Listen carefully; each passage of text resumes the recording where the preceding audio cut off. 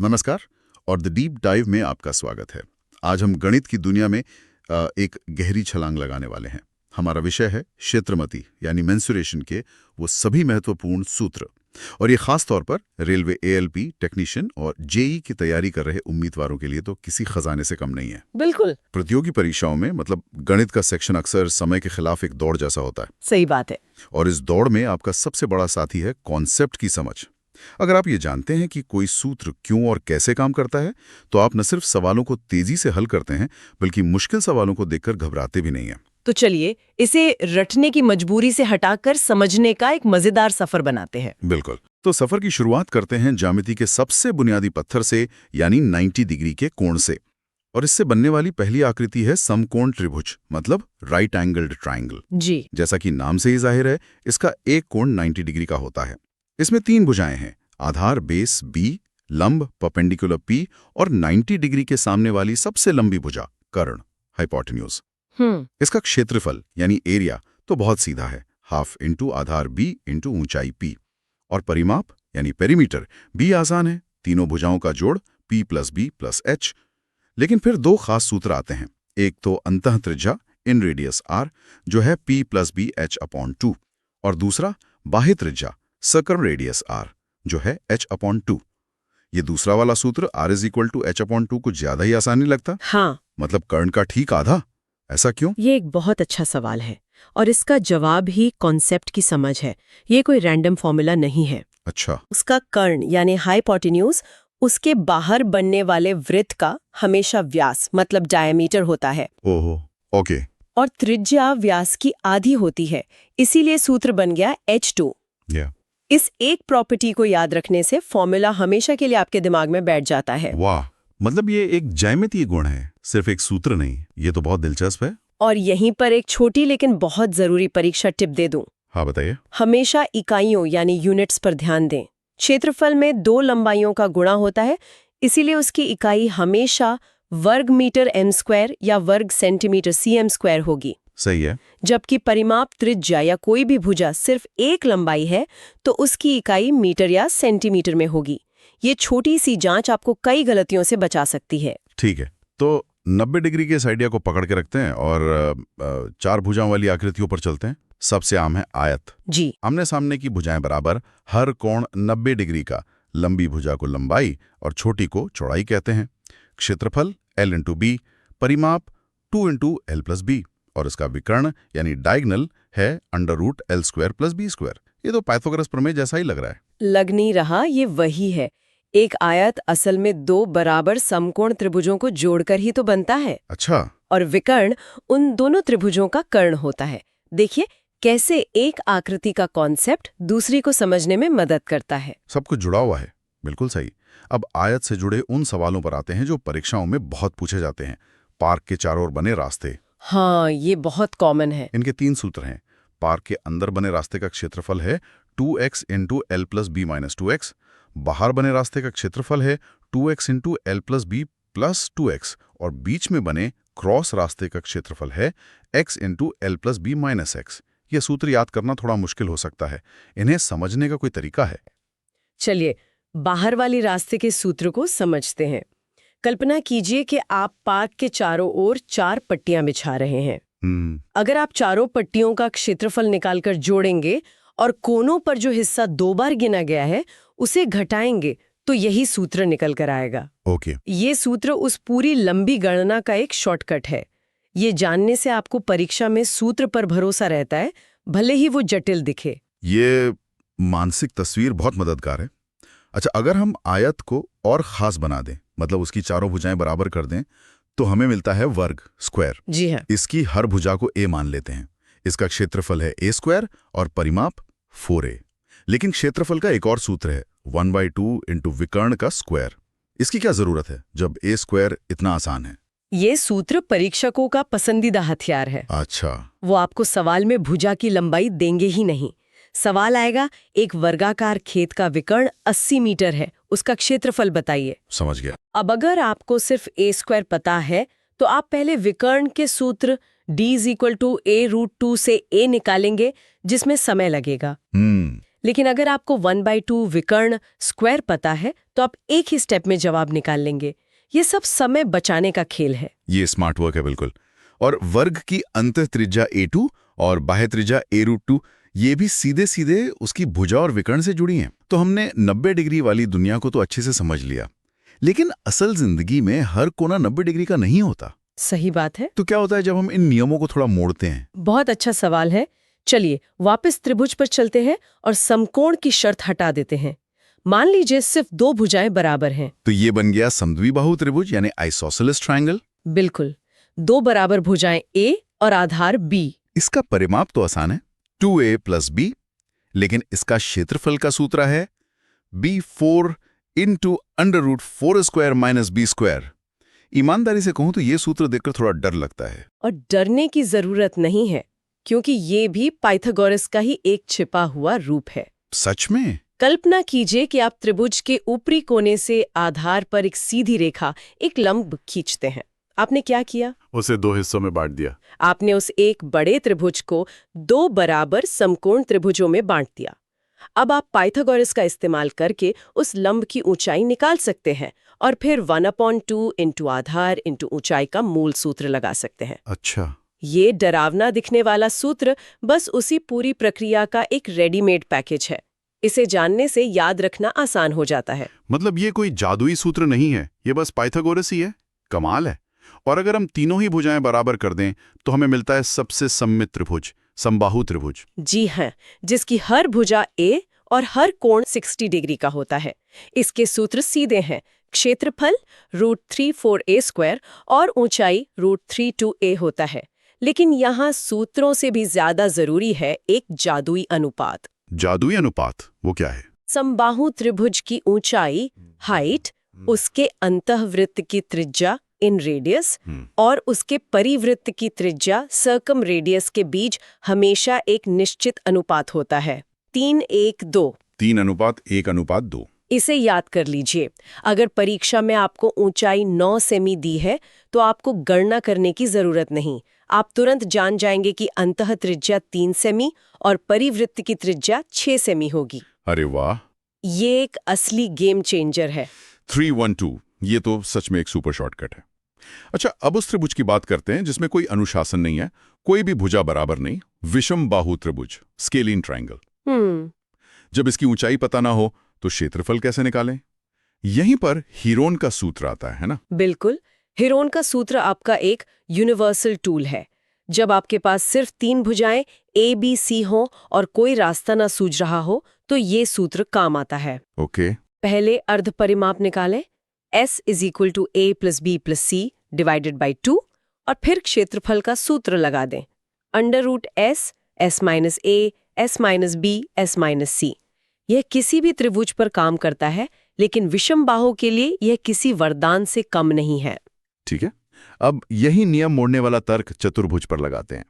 अगर हम एक आयत को साइड से हल्का सा धक्का दें तो क्या बनेगा? एक समानांतर चतुर्भुज, पैरेललोग्राम। अच्छा। आमने सामने की भुजाएं अभी भी समानांतर और बराबर हैं, लेकिन कोण 90 डिग्री के नहीं रहे। इसीलिए इसका क्षेत्रफल अब लंबाई गुणा चौड़ाई नहीं है। तो क्या है? ये है आधार गुणा ऊंचाई। और यहाँ ऊंचाई का मतलब तिरछी भुजा नहीं, बल्कि दोनों समानांतर भुजाओं के बीच की सीधी लंबवत दूरी है। यह बहुत जरूरी है। समझ गया। इसमें विकर्णों का भी एक सूत्र है, d1² + d2² = 2a² + b²। ये काफी एडवांस लगता है। यह है और अक्सर जेईई जैसी परीक्षाओं में आता है। यह भुजाओं और विकर्णों की लंबाइयों के बीच एक सीधा संबंध है। अगर सवाल में कोई 3 चीजें दी हैं तो आप चौथी चीज इस सूत्र से निकाल सकते हैं। और अगर हम एक वर्ग को धक्का दें तो हमें मिलता है समचतुर्भुज। बेहतरीन तरीका है इसे याद रखने का। चारों भुजाएं बराबर पर कोण 90 डिग्री नहीं। और इसकी सबसे बड़ी शक्ति है इसके विकर्ण। वे एक दूसरे को हमेशा 90 डिग्री के कोण पर काटते हैं। ये एक गुण ही इसके सारे राज खोल देता है। और शायद इसीलिए इसके क्षेत्रफल का सबसे प्रसिद्ध सूत्र विकर्णों पर ही आधारित है, ½ × d1 × d2। बिल्कुल, और विकर्णों और भुजा के बीच का संबंध भी पाइथागोरस से ही आता है। d1² + d2² = 4a²। अच्छा। क्योंकि विकर्ण एक दूसरे को समकोण पर आधा आधा काटते हैं तो वो अंदर 4 समकोण त्रिभुज बना देते हैं। सब कुछ एक दूसरे से जुड़ा है। हमारे चतुर्भुज परिवार की आखिरी आकृति थोड़ी अलग है, समलंब चतुर्भुज। ट्रेजियम। जी, इसमें सिर्फ 2 भुजाएं समानांतर होती हैं। इसका क्षेत्रफल है हाफ इंटू समानांतर भुजाओं का योग इंटू ऊंचाई। इस सूत्र की कुंजी है समानांतर भुजाओं का योग। परीक्षा में आपको भ्रमित करने के लिए बाकी 2 भुजाओं की लंबाई भी दी जा सकती है। आपको सिर्फ उन 2 भुजाओं पर ध्यान केंद्रित करना है जो समानांतर है, उन्हें जोड़ना है और उनके बीच की लंबवत दूरी से गुणा करना है। बहुत खूब। तो हमने सीधी रेखाओं को हर तरह से मोड़कर और जोड़कर देख लिया, लेकिन क्या हो अगर हम कोने ही हटा दें? ये हमें हमारी अगली और सबसे सुंदर आकृति पर लाता है, वृत्त, सर्कल। एक ऐसी आकृति जिसकी पूरी ज्यामिति सिर्फ एक बिंदु, उसके केंद्र से तय होती है। हाँ, केंद्र से परिधि तक की दूरी है त्रिज्या r और उसका 2 गुना है व्यास। इसके 2 सबसे प्रसिद्ध सूत्र हैं। परिधि यानी सर्कम्फ्रेंस है 2 पाई r और क्षेत्रफल यानी एरिया है पाई r स्क्वायर। यहाँ पाई के मान को लेकर कोई खास टिप? एक बहुत ही प्रैक्टिकल टिप है। पाई का मान 22/7 या 3.14 होता है। जी। सवाल में देखें कि त्रिज्या क्या दी गई है। अगर त्रिज्या 7 का गुणज है, जैसे 7, 14 या 3.5, तो हमेशा 22/7 का उपयोग करें।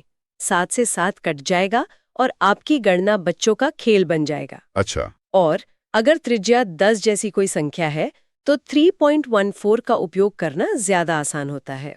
ये बहुत काम की बात है।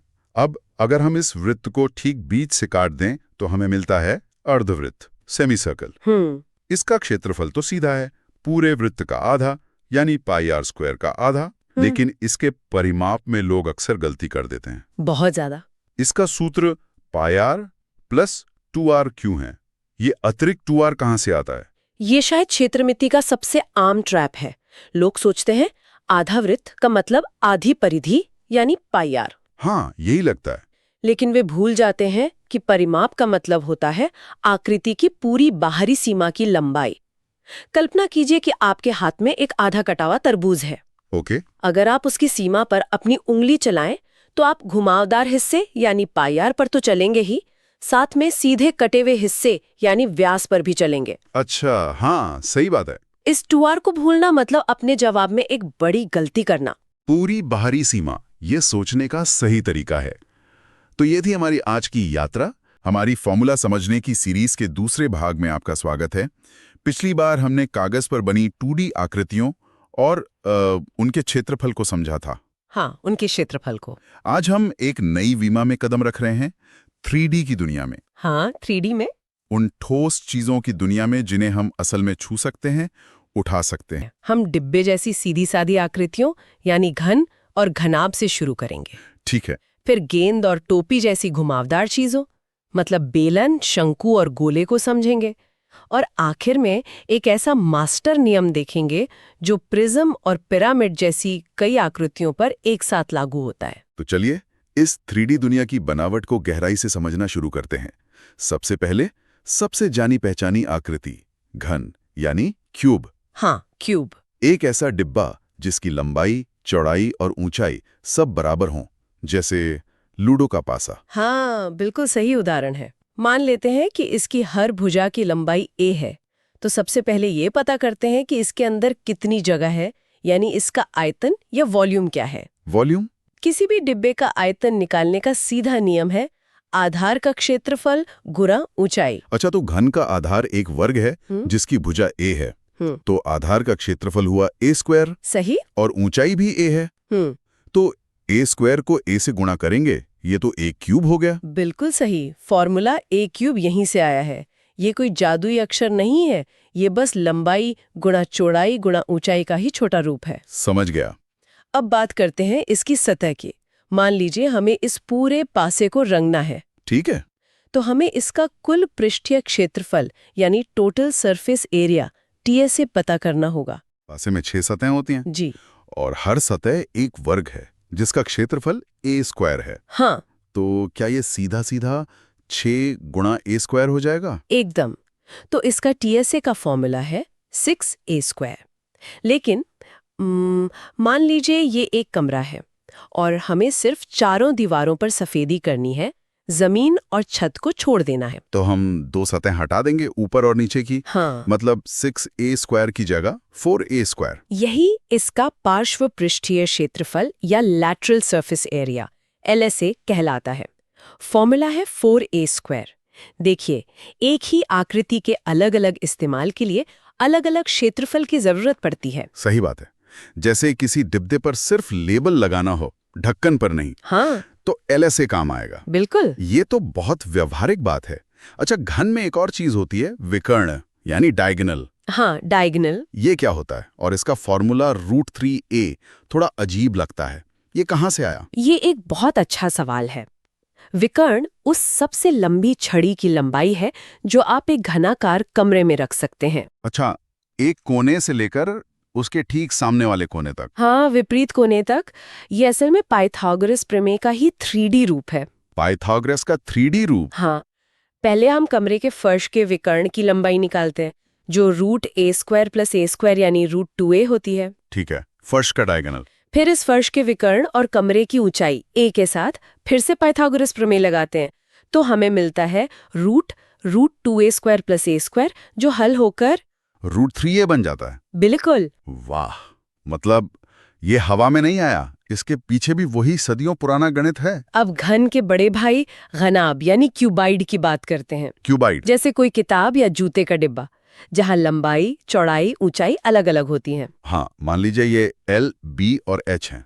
तो अब इसका आयतन निकालना तो बहुत आसान हो गया होगा। हाँ, वही नियम लगेगा, आधार का क्षेत्रफल गुणा ऊंचाई। अच्छा, यहाँ आधार का क्षेत्रफल L गुणा B है और ऊंचाई H है, तो आयतन हुआ L गुणा B गुणा H। और इसका कुल पृष्ठीय क्षेत्रफल। यहाँ तो सारी सतहें एक जैसी नहीं है। नहीं, लेकिन यहाँ पर सतहें जोड़ों में एक जैसी होती हैं। जोड़ों में कैसे? जमीन और छत दोनों का क्षेत्रफल L गुणे B होगा। ठीक। सामने और पीछे की दीवार दोनों का B गुणे H और अगल बगल की दीवारें दोनों का H गुणे L। अच्छा, हाँ। तो जब हम इन सबको जोड़ते हैं तो हमें मिलता है 2LB + 2BH + 2HL। और 2 को कॉमन निकालने तो सूत्र बनता है 2LB + BH + HL। बिल्कुल सही। ठीक है, तो हमने सीधी रेखाओं और सपाट सतहों वाली दुनिया को समझ लिया।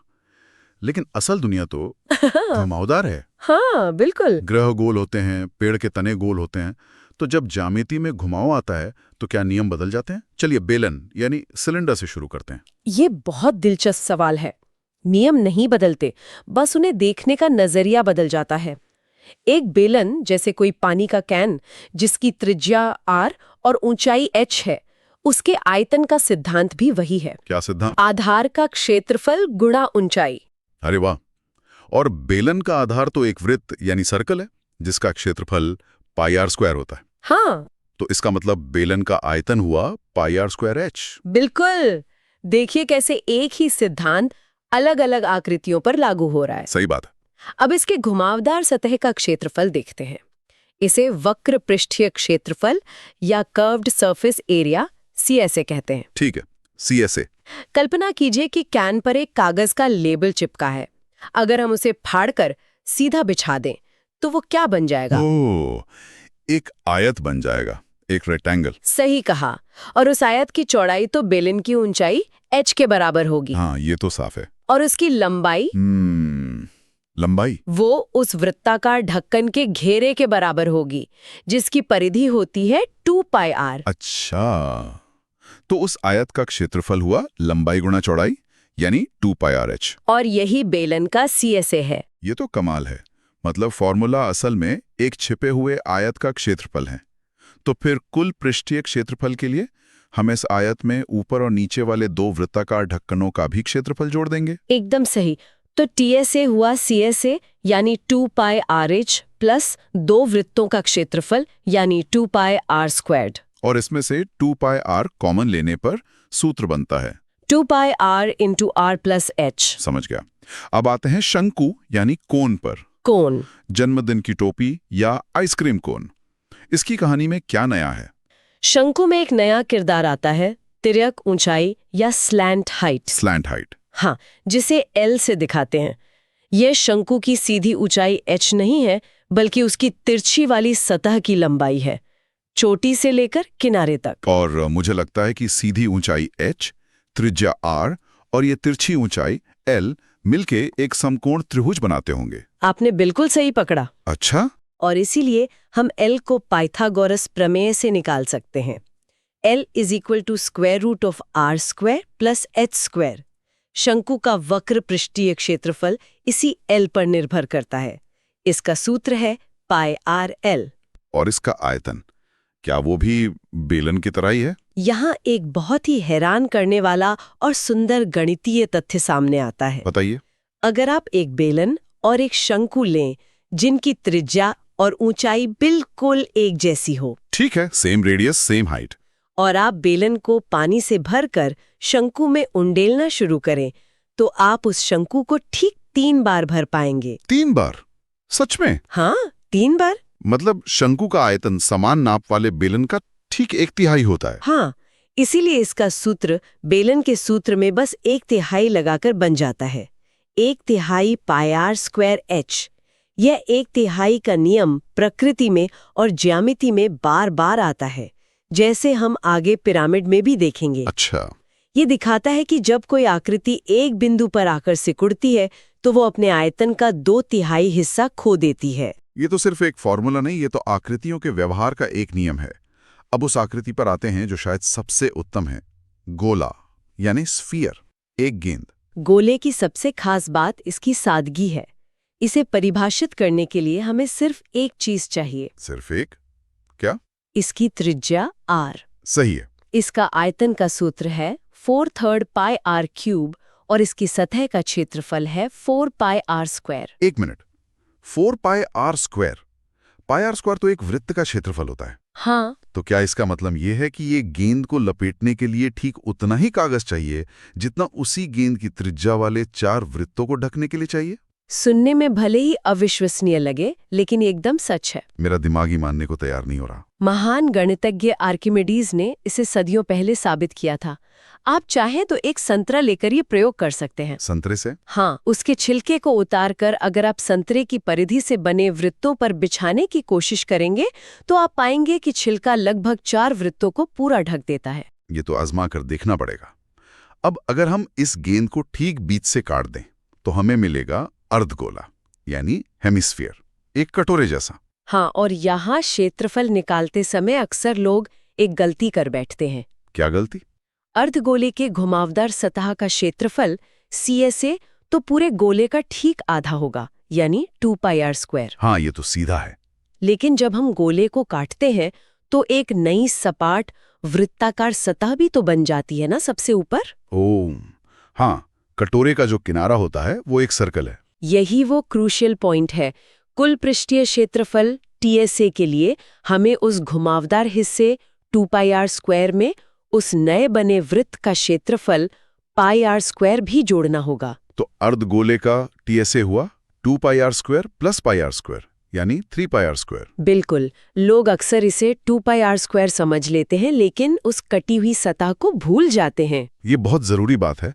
तो अब हम अपनी चर्चा के आखिरी और सबसे दिलचस्प हिस्से पर आते हैं, प्रिज्म और पिरामिड। हाँ, क्या इनके लिए भी हमें अलग अलग फॉर्मूले याद करने होंगे? बिल्कुल नहीं, यहीं पर हमें मास्टर फॉर्मूले मिलते हैं जो इन सब पर एक साथ काम करते हैं। पहले प्रिज्म को समझिए। प्रिज्म कोई भी ऐसी 3D आकृति है जिसका आधार और छत बिल्कुल एक जैसे हों और उन्हें सीधी दीवारों ने जोड़ा हो। अच्छा, आधार त्रिभुज भी हो सकता है, वर्ग भी या षटभुज भी। जैसे टोब्लरोन चॉकलेट का डिब्बा एक त्रिभुजाकार प्रिज्म है। बिल्कुल। अब किसी भी तरह के प्रिज्म का आयतन निकालने का एक ही सार्वभौमिक सूत्र है। एक ही सूत्र? हाँ, आयतन = आधार का क्षेत्रफल गुणा ऊंचाई। अगर आधार त्रिभुज है तो त्रिभुज का क्षेत्रफल रखिए, अगर षटभुज है तो उसका क्षेत्रफल रखिए। आपको हर बार नया सूत्र रटने की जरूरत नहीं। ये तो बहुत शक्तिशाली विचार है। और दीवारों का क्षेत्रफल यानी LSA, उसका भी एक ही मास्टर सूत्र है। LSA = आधार का परिमाप गुणा ऊंचाई। अच्छा, सोचिए, ये वही तर्क है जो हमने बेलन में इस्तेमाल किया था। वहां आधार का परिमाप 2πr था और हमने उसे h से गुणा किया था।